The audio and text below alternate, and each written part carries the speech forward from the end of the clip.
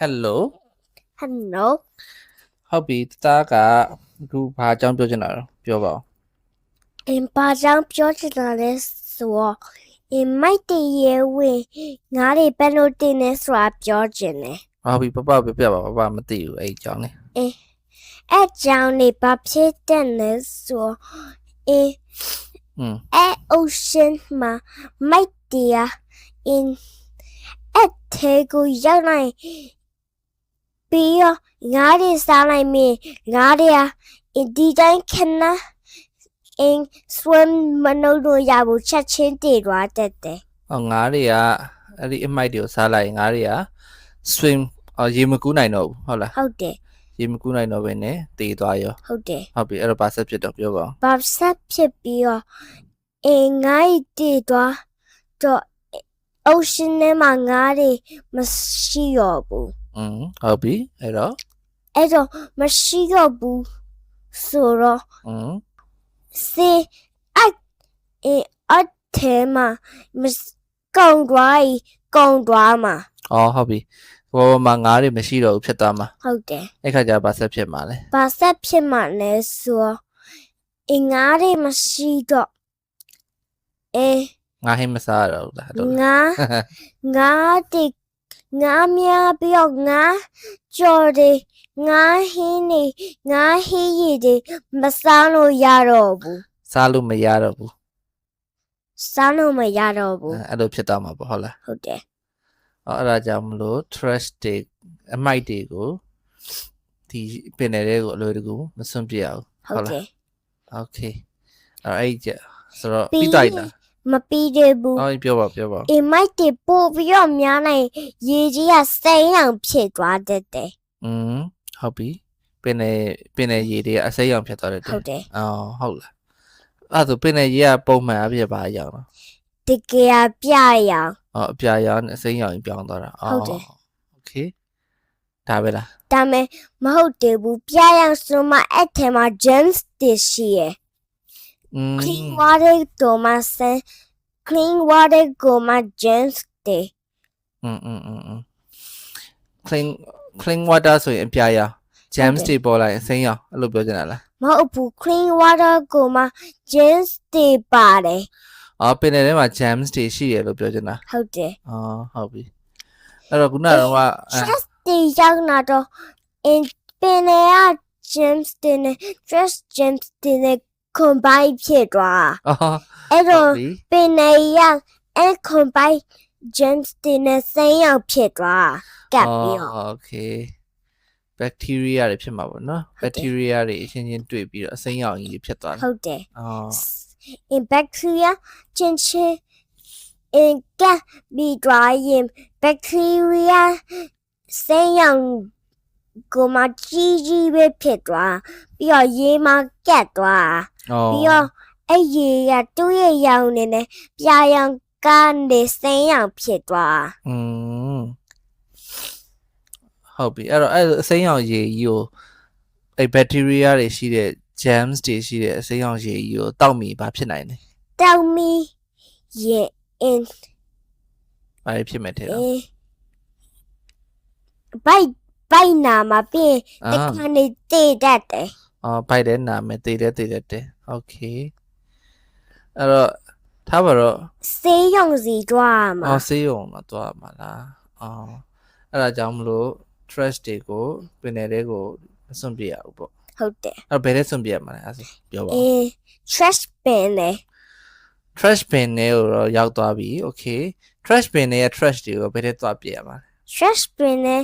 က trash တွေကို in garbage truck တယ် ဟုတ်ပြီ garbage truck ကြီးတွေကိုထည့်လိုက်ရမှာဟုတ်ပြီပပမသိလို့မေးရနော် garbage truck ထဲမှာလည်းအမိုက်တွေပြည့်သွားမှာပဲပြည့်သွားရင်ဘယ်နဲ့သွားပြရမှာ မိုက်ကန်နဲ့ထည့်လိုက်ပေါ့နွယ်နေပဲ အမိုက်ကန်ဆိုတော့ဘယ်နှမ်းမှရှိရအောင် မိုက်ကန် garbage truck တွေထားတဲ့နေရာပေါ့ အကန်ကြီးတွေတူအမိုက်တွေထည့်တဲ့ကန်ကြီးတွေလောက်ထားမှာပေါ့ဟုတ်လား အဲ့မိုက်တွေထည့်တဲ့ကန်မှာ set တွေရှိရယ်မိုက်တွေကိုတင်းနေဖြစ်အောင်လုပ်တာ အဲ့လိုမျိုးလား ဟုတ်တယ် ဟော ပြီးရင်မိုက် in dump truck မှာတို့တဲ့ဟိုင်ရှင်မအတဲ့ဟိုင်နဲ့ in အတဲ့ကိုပျောက်ကျသွားတာဒါမဲ့ in တကယ်ဒီတိုင်းနေပဲထားဒီတိုင်းနေပဲ ဟု ဒီ တ်ပြီ တိုင်းနေပဲ ground မှာထား အော် မနှုတ်ဘူး အဲ့တော့အမိုက်တွေကိုအမိုက်ကန်နဲ့ထဲ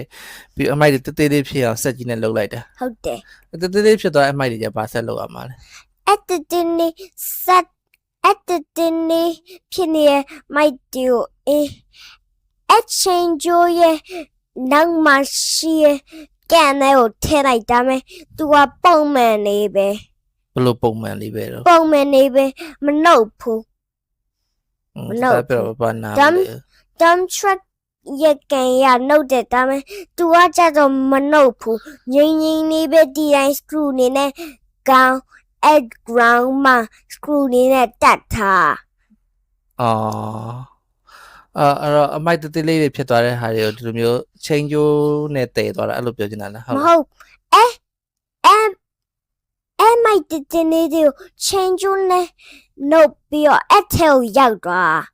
အော်ဟုတ်ကဲ့အဲ့အမိုက်တေးလေးတွေကိုတနေရာမှာပြန်စုလိုက်တဲ့သဘောလားအဲ့လိုလား ဟုတ်တယ် โอเคစုပြီးပါလို့တာဘာဆက်လို့ရ စု တော့ ပြီးတော့ဘာမှမလုပ်ဘူးအဲ့တိုင်းအဲ့လိုပဲထည့်ထား ဟုတ်လား ဟုတ်တယ် အဲ့တော့ကျတော့ဘာမှလည်းမလုပ်မီးလည်းမရှိဘူးလား မီနဲ့မရှိဘူး အော်ညီကြီးတော့ဖို့မပြစ်ဘူးလား မေကြီးမေ ညီကြီးနဲ့အဲ့ဒါတွေဖို့ပလိုက်တယ်အဲ့လိုမျိုးမလုပ်ဘူးလား မလုပ်ဘူး အော် ဒီတိုင်းပဲငိမ့်နေပဲ အဲ့တော့ဒါပြောချင်တာကအမိုက်တွေကိုပင်တယ်တော့မပြစ်ရဘူးဒါမြေကြီးရဲ့တော့ပြစ်လို့ရတဲ့သဘောလားအဲ့လိုလား မေကြီးရဲ့ ဟုတ်လားအမိုက်ကန်ဆိုတော့မြေကြီးပဲပေါ့မြေကြီးထဲမှာကန်ရေးလောက်ထားတာဆို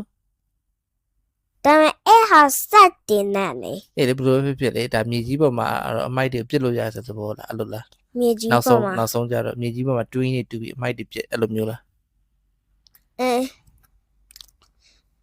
no မိုက်ကန်နဲ့ပဲပြရမှာ အမိုက်ကန်ဘယ်မှာရှိရတော့ မိုက်ကန်က garbage dump garbage time ကမြေကြီးထဲမှာရှိရတာခြေထဲမှာရှိရတာ ကောင်းမြေပေါ်မှာ အေးလေအဲ့ဒါဆိုကုန်းကြီးပေါ်မှာတော့အမိုက်တွေကိုနောက်ဆုံးပြစ်လို့ရတဲ့သဘောဖြစ်သွားတာပေါ့ဟုတ်လား ဒါပေမဲ့နေပေါ်မှာရှိဟာမိုက်တရတက်တဲနေတယ် ဘာနားလဲတယ်လမ်းပေါ်မှာရှိတဲ့အမိုက်တွေကတော့အမိုက်ပုံးနေတယ်ပြစ်ရမှာ ဟုတ်တ အဲ့ ယ် ဒါတွေနောက်ဆုံးစုသွားတဲ့ခါကျတော့အမိုက်ကန်အဲ့ဒီမိုက်ကန်ကြီးစီကိုရောက်သွားမှာအဲ့မိုက်ကန်ကြီးကတော့ကုန်းမြေပေါ်မှာရှိတယ်အဲ့ဒါသဘောလား ဟုတ်တယ် အော်โอเคဘယ်လိုဖြစ်ရေထဲမှာပြုတ်ကျသွားရင်ပြီးပြီပေါ့အဲ့လိုလား ရေတယ် ရေထဲမရောက်အောင်ထားရင်အဆင်ပြေပြီပေါ့အဲ့လိုလား ရေတယ်ရအောင် ရေထဲမရောက်အောင်ထားရင်အဆင်ပြေပြီပေါ့ ဆင်ပြေပြီ အော်ဟုတ်ပြီအဲ့ဒါပြောတာတွေမှန်ပါတယ် တတ အင်တာနက်ကနေကို kiss တယ်မှာတွေ့လိုက်တယ် beach မှာ stress တွေအများကြီးပဲရှိနေရ ဟုတ်တယ်အဲ့တော့ဘာဖြစ်တော့ အဲ့တော့သူနေကို kiss တဲ့ကောင်းနေရ in ကုန်းတော့ Tuesday ယူပြီးတော့အဲ့ဟာဘာ Tuesday လဲဆို stress cleaning Tuesday အဲ့ဟာဒီနေ in တက်ပနဲ့ထဲမှာတချင်းဆိုပြီးတော့ in pick up လုပ်ကြ โอเคဘာဖြစ်ဖြစ်အမိုက်ကိစ္စပါဗါတယ်ဒီဒါနားလေးထပ်ပြောပြမယ်ဒါပြောသလိုရေထဲကိုမပြည့်ရဘူးဆိုတာမှန်တယ် ဟုတ်တယ် ဒါပေမဲ့အမိုက်မှာအမျိုးအစားတွေအများကြီးရှိတယ်ဒါသိလားအမိုက်တွေဘယ်လိုခွဲမလဲပြောပါအောင် food ဟုတ်တယ် paper and then glass glass and then pot pot အိုးတွေကိုပြောချင်တာလား ဟုတ်တယ် โอเคပြီးတော့ and then plastic bin yes plastics အဲ့တော့အဓိ and ကအဖြစ် recycling bin ဘာကြီး recycling bin recycling bin plastic bin ရယ် recycling bin ရယ်နောက်တစ်ခုကတို့ sharp ပေါ့နော်အဲ့လိုချွန်ထက်တဲ့ပစ္စည်းတွေနောက်ဒါပြောတဲ့ glass တွေလိုဟာမျိုးတွေပေါ့နော် glass တွေအမိုက်တွေကိုလူတွေလည်းနဲ့ကန်တယ်လက်ကိုရှသွားနိုင်တယ်နာဖြစ်သွားစေနိုင်တယ်အမိုက်တွေဟုတ်လား ဟုတ် အဲ့ တ လို ယ် အမိုက်တွေတက် ပပရောထားရမှာပေါ့နော်အဓိကအဖြစ်အမိုက်ကို3မျိုးလောက်ပပရောခွဲထားကြတယ်ဟုတ်ပြီအဲ့တော့တချို့အမိုက်တွေကမြေကြီးပေါ်မှာထားလိုက်လေအလွယ်တကူသူ့ဘာသူဆွေးသွားတဲ့အမိုက်တွေရှိတယ်ဒါပြောတယ် paper လို့ဟာမျိုးတွေနော်စာရွက်တွေနောက်သစ်ရွက်တွေနော်ပြီးတော့ organic food တွေပေါ့နော် organic food ဆိုတာကဘယ်လိုပြောရမလဲ chemical နဲ့လုပ်ထားတာမဟုတ်တဲ့အစားအစာပပလို့စားတဲ့အသီးအနှံတွေတို့နော်ပြီးတော့ထမင်းတွေတို့ဒါမျိုးတွေပေါ့နော်အဲ့ဒါတွေကကျတော့မြေကြီးပေါ်မှာကျနေလေသူ့ဘာသူအချိန်တန်ရင်ဆွေးမြေ့ပြီးတော့မြေကြီးပြန်ဖြစ်သွားတယ်အဲ့ဒါတစ်မျိုးနောက်တစ်ခုကကျတော့တသားပြောတဲ့ဒီရှာလွယ်တဲ့ glass လို့ဟာမျိုးတွေဒီ glass တွေတန်ပစ္စည်းတွေအဲ့ဒီဟာတွေကထားပါတော့စေကန်းတွေမှာဆိုရင်စေးထိုးတဲ့ add တွေဒါကြလူတွေကိုထိုးပြီးသား add တွေဆိုရင်ဒီ add တွေက utilize လုပ်ဆွတ်ပြရတယ်လူတွေကိုရှာနာဖြစ်စေနိုင်လို့နော်ပြီးတော့သူတို့ရဲ့ယောဂတွေကလည်းကူးနိုင်တယ်အဲ့ဒါတွေကိုလည်းစွန့်ပစ်တဲ့ပုံစံတစ်မျိုးရှိတယ်နောက်တစ်ခုအရေးကြီးဆုံးကတော့ plastic ပဲplus တသားခုနပြောတယ်ပင်လယ်တွေကိုအမိုက်တွေမပြည့်ရဘူးဆိုတာကဟုတ်တယ်တခြားအမိုက်တွေလည်းပါတယ်ဒါပေမဲ့အဓိကကတော့ plastic တွေကြောင့်ဘာလို့လဲဆိုတာပြောပြမယ် ဒါမဲ့ပပ ပြော တခုပြောမယ် ပြော ပင်နေမှာ most of dangerous tracks at all အဲ့ဟာကပါရဲဆို grass glass က most dangerous လား ဟုတ်တယ် ပြောပါဦး ဘာpro လဲဆို grass က sea animal တွေ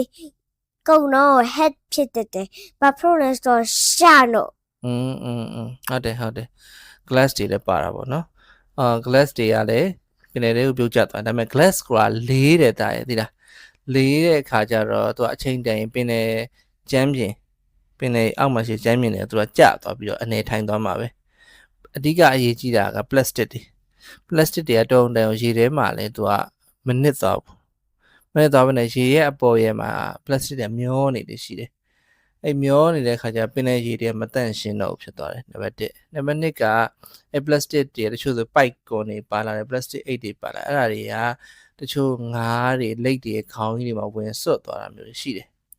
အဲ့ဆိုသူတို့တွေကအဲ့ဒါကြီးကိုလည်းမဖယ်တတ်ဖဲနဲ့အဲ့တိုင်းတောက်လျှောက်ကြီးအဲ့ plastic အကြီးနဲ့လုံးထွေးပြီးတော့ဖြစ်ကုန်တဲ့ငါးတွေလက်တွေအဲ့လိုမျိုးတွေရှိတတ်တယ်ပြီးတော့အဲ့ဒါတွေကိုစားမိရဲဆိုတော့သူတို့က plastic တွေအစာမချေဘူးသူတို့စားလို့မရဘူးကွာစားလို့မရခါကျသူတို့ရဲ့ဒီ bite တွေထဲမှာ plastic ကြီးတွေပိတ်မိပြီးတော့သူတို့သေးကုန်တာတွေလည်းရှိတယ် ဟုတ်တယ်ပြီးရင် submarine တွေနဲ့ဆယ်ရမှာ ဟုတ်ပြီအမိုက်တွေကို submarine တွေနဲ့ဆယ်ရမှာဒါအဲ့ဒါမြင်ဘူးလား submarine နဲ့ဆယ်တာတွေ့ဘူးလို့လားမတွေ့ဘူးဒါမဲ့တတိနို့ညအမိုက်တွေကို submarine နဲ့ဆယ်ရမယ်ဆိုတော့နည်းမလွယ်ပါဘူးအေးဟုတ်ပြီဘာပြောတာထားအဲ့တော့အမိုက်တွေထဲမှာအဓိကပြဿနာကအဲ့ plastic နဲ့ဆိုင်နေမှာသူတို့တွေ plastic တွေကတုံတယုံနဲ့ပျက်စီးမသွားဘူးနှစ်တွေအများကြီးကြာမှပျက်စီးသွားတာဒါကြောင့်မို့လို့အဲ့လို plastic အမိုက်တွေပင်တွေကိုရောက်မသွားဘူးလို့လေโอเคအဲ့တော့တကယ်တမ်းပြောရမယ်ဆိုရင်အမိုက်ဆိုတဲ့ကိစ္စကတကယ်ကတော်တော်အလုံးစုံတဲ့ကိစ္စဘာဖြစ်လို့ဆိုတော့ဒီအမိုက်တွေကိုပြန်ပြီးတော့ recycle လုပ်ဖို့ခက်တယ်recycle တကယ်လုပ်မယ်ဆိုရင်ကုန်ကျစရိတ်တွေများတယ်ဆိုပါစို့ပလင်းတွေပါတယ်ဆိုမကွဲသွားဆိုဒီပလင်းတွေကိုပြန်သုံးလို့ရတယ် plastic ဘူးတွေပါတယ်ဆိုမကွဲသွားပြန်သုံးရတယ်ဒါတွေကလွယ်တယ်ကွာတချို့ဟာတွေကျတော့recycle ပြန်လုပ်ဖို့ဆိုရင်အဲ့ဒီသူတို့ရဲ့အမိုက်တွေကိုပြန်ပြီးတန့်စင်ရတာအဲ့အဆင့်တွေကိုကကုန်ကျစရိတ်တွေအရင်များတယ်များတဲ့အတွက်ကြောင့်မို့လို့စနစ်ကျတဲ့နည်းနဲ့အမိုက်တွေကိုဘယ်လိုပြောရမလဲဖြည့်ရှင်းဖို့ခက်တဲ့ကြအလွယ်တကူနည်းနဲ့ပဲပေါ့နော်အဲ့လိုမြေကြီးတွေကိုမီးရှို့ပလိုက်တာတို့မြေကြီးတွေကိုမြုပ်ပလိုက်တာတို့အဲ့လိုလုပ်ကြတာပင်လယ်တွေကိုပြစ်တယ်ဆိုတာလည်းအဲ့လိုမျိုးတချို့နိုင်ငံတွေကခိုးပြီးပြစ်ကြတာမမြင်ရအောင်လို့ပေါ့နော်ဆိုတော့မြေကြီးတွေကိုမြုပ်လိုက်တယ်ဆိုရင်အဲ့မြေကြီးတွေမြုပ်လိုက်တဲ့ plastic တွေထဲမှာsorry အမိုက်တွေထဲမှာ plastic တွေပါနေ plastic တွေကတုံးတရုံနှစ်50 100နဲ့မဖြစ်သွားဘူးတာဆွေးမသွားတော့အဲ့လို plastic တွေအများကြီးရှိနေမြေကြီးမှာဆိုရင်အသစ်ပင်စိုက်လို့မရတော့ဘူးဆိုပြဿနာတွေဖြစ်တယ်။နောက်အဲ့လိုမဟုတ်ဘူးကဲအဲ့မြေကြီးထဲမမြုပ်ဘူးအကုန်လုံးမီးရှို့ပလိုက်မယ် နော်အမိုက်တိတိလောက်ပြီးအကုန်မီးရှို့ပလိုက်မယ်ဆိုရင်လေအဲ့မီးရှို့လိုက်တဲ့ခါမှာထွက်လာတဲ့ကာဗွန်ဓာတ်ငွေတွေအများကြီးရှိတယ်အဲ့ဒီဟာတွေကဒီလေထုတွေကိုပို့ပြီးတော့မီးခိုးတွေအများကြီးဖြစ်သွားစေတယ်လေထုညစ်ညမ်းစေတယ်အဲ့ဒါ pollution လို့ခေါ်တယ်နော်အဲ့လိုမဟုတ်ဘဲနဲ့ပင်လယ်ထဲကိုပြစ်မယ်ဆိုရင်ပင်လယ်ထဲမှာ pollution ပဲဒါဟောပေါ့အဲ့အမိုက်တွေပင်လယ်ကြီးနဲ့ရောသွားရင်ပင်လယ်ကြီး pollution ဖြစ်တယ်အဲဒါကြောင့်အကောင်တွေတစ်ခါလေကြာရင်ဒီအမိုက်တွေချင်းသူကဓာတ်တွေပြုတ်ပြီးတော့ chemical တွေထွက်လာတာရှိတယ်ဘလို့အမိုက်တွေလဲ ကဲစွာပိုင်းနဲ့ chemical ဆိုတာကဓာတုဗေဒစေအရေးတွေပေါ့နော်အများအားဖြင့်ကစက်ရုံတွေကထုတ်တဲ့စွန့်ပစ်တဲ့အရေးတွေရှိတယ်ကျိုးစက်ရုံတွေကဒီဒါထားပါဒါmotor car factory ဆိုပါစို့နော် car factory ဆိုရင်ကားတွေကိုတိဆောက်နေတာမှန်တယ်ဒါပေမဲ့အဲ့ဒီဟာတွေတိဆောက်ပြီးရင်သူတို့စီကထွက်လာတဲ့အညစ်အကြေးတွေရှိတယ်ဘာဖြစ်လို့လဲဒီကားတွေကိုရေဆေးလိုက်တာတို့ CG တွေတို့ CA တို့အဲ့ဒါတွေအကုန်ရောထွေးလာတဲ့ရေတွေရှိတယ်အဲ့ရေတွေကတခြားနေရာမှာစွန့်ပစ်လို့မရပင်လယ်ထဲကိုပဲရောက်သွားကြတာများတယ်အဲ့ရေတွေပြန်ပြီးတန့်စင်ဖို့ခက်တယ်ပင်လယ်ထဲရောက်သွားများအဲ့လိုမျိုး C တွေအများပါတဲ့ရေတွေ chemical တွေအရန်ပါတဲ့ရေတွေပင်လယ်ထဲကိုရောက်သွားတယ်ဆိုရင်လည်းအဲ့ဒီရေတွေကို sea animals တွေကတောက်မိတယ်ဒါမှမဟုတ်အဲ့ရေတွေ sea animals တွေရောက်လာတယ်ဆိုရင်သူတို့တွေအသေးကုန်တတ်တယ်တခါလေအဲ့လိုမျိုးကြောင့်မလို့ဒီဘယ်လိုပြောရမလဲငါးတွေအများကြီးတည်သွားပြီးတော့ငါးတွေကတည်ပြီးတော့ပင်လယ်မြက်ပြင်ပေါ်မှာအများကြီးပေါ်လာတာတော့ဘာလို့အဲ့လိုမျိုးတွေဖြစ်တတ်တာမျိုးတွေရှိတယ်โอเคလားအဲ့တော့တကယ်တော့အမိုက်ကိစ္စကဟုတ်တယ်ဒါပြောရမှန်တယ်ပင်လယ်ထဲမှာပြည့်ရအောင်ဆိုပေမဲ့တကယ်တမ်းပြောရမယ်ဆိုရင်အမိုက်ကိုမှန်ကန်နဲ့အမိုက်ကိုအဆုံးသတ်ဖို့ဆိုတော့တော်တော်ခက်တဲ့ကိစ္စ in the data တော့နေ ပြော ပြောမိုက်ကနေပိုက်ကြီးစုံတခါနေရဲ့နှာခေါင်းမှာ is တက်မိသွား ဟုတ်တယ်လက်ရခေါင်းကြီးတွေမှာတက်ပြီးတော့လက်ကြီးတွေကအဲပိုက်ကြီးတွေနဲ့ညက်နေတာဖြစ်တတ်တယ်နိဟုတ်တယ်ဒါပုံနေတွေ့ဘူးရမလားတွေ့ရတတ TV မှာရှိရနှာခေါင်းနဲ့ဝင်ပြီးသွားဟုတ်တယ်နော်ဆိုတော့သူတို့သနာပါတယ်သူတို့ကမဖဲ့တယ်ဘူးလေဟုတ်တယ်နော်โอเคပါပဲဖြစ်အမိုက်တွေကိုပင်နေတယ်မပြေးရဘူးအဲ့တော့ဒါတွေရဲ့မူလအစကဘယ်လိုလို့ဆိုအမိုက်ကိုတွေ့ကြရတဲ့မပြည့်ရဘူးအဲ့ဒါအဓိကပဲဟုတ်လားအမိုက်တွေကိုအမိုက်ပုံနဲ့ထည့်ရမယ်ဟုတ်တယ်အမိုက်ပုံတွေနောက်ပိုင်းခွဲထားတယ်ဆိုရင်သူ့အမိုက်ပုံနဲ့သူထည့်ရမယ်ဒါပြောရ plastic bin ဆိုရင် plastic trash bin နဲ့ထည့်ရမယ်ဟုတ်လားဟုတ်တယ် food တွေနဲ့ဆိုင်တဲ့ဟာဆို food trash bin နဲ့ထည့်ရမယ်နော်အဲ့လိုခွဲပြီးထည့်ရမယ်တချို့ဟာရ recycle လုပ်လို့ရတဲ့ဟာတွေ recycle မှာပလင်းတွေတို့နော်ဘူးတွေတို့အဲ့ဒါဆို recycle ပြန်လုပ်လို့ရတဲ့ဟာအဲ့ဒါ recycle တွေကိုပြန်ထည့်ရမယ်အဲ့လိုခွဲပြီးထည့်ရမယ် okay လား okay အဲ့ဆိုရင်နေ့ဒီမှာရလိုက်တော့မယ်နော်ပြီးဒီဟာနားချောင်းနဲ့ဟာကိုနှုတ်မယ်လေ okay good night good night